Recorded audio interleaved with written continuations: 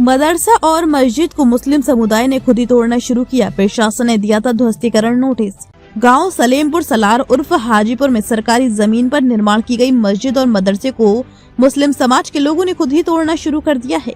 शनिवार की सुबह से ही दीवारों को हटाने के लिए कई ग्रामीण लग गए थे। शाम तक बाउंड्री और अंदर के हिस्से से कुछ गेट निकाले गए हैं। हालांकि मस्जिद कमेटी ने डीएम कोर्ट में अपील की है कि जिस पर सुनवाई होना बाकी है। शनिवार को अवकाश के चलते सुनवाई नहीं हुई। गांव सलेमपुर सलार उर्फ हाजीपुर निवासी मस्जिद के मुतवल्ली हाजी शमीम पर आरोप है कि उन्होंने करीब 4.25 बीघा सरकारी जमीन पर अवैध कब्जा कर मस्जिद और मदरसे का निर्माण किया है।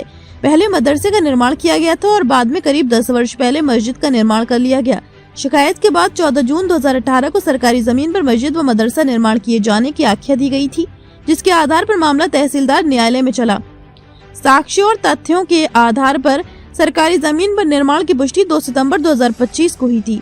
इसके चलते ही न्यायालय की ओर से मुतवल्ली पर 7.78 लाख रुपए का जुर्माना लगाया गया और मस्जिद और मदरसे का निर्माण कर जो सरकारी जमीन पर अतिक्रमण किया गया है उसको हटाने के निर्देश दिए। इसके बाद भी ये निर्माण नहीं हटाए गए तो प्रशासन की टीम ने 3 जनवरी यानी शनिवार को ध्वस्तीकरण की कार्यवाही के निर्देश दिए थे।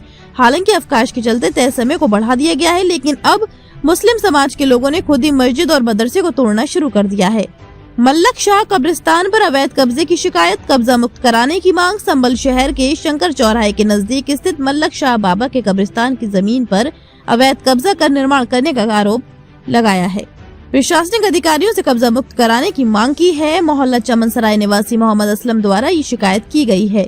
इसमें कहा है कि कब्रिस्तान के दस्तावेज में कोई निर्माण दर्ज नहीं है, लेकिन वर्तमान में कई निर्माण हो रहे हैं। लगातार कब्जा बढ़ता जा रहा है। मांग की है कि जांच कराकर कब्जा मुक्त किया जाए।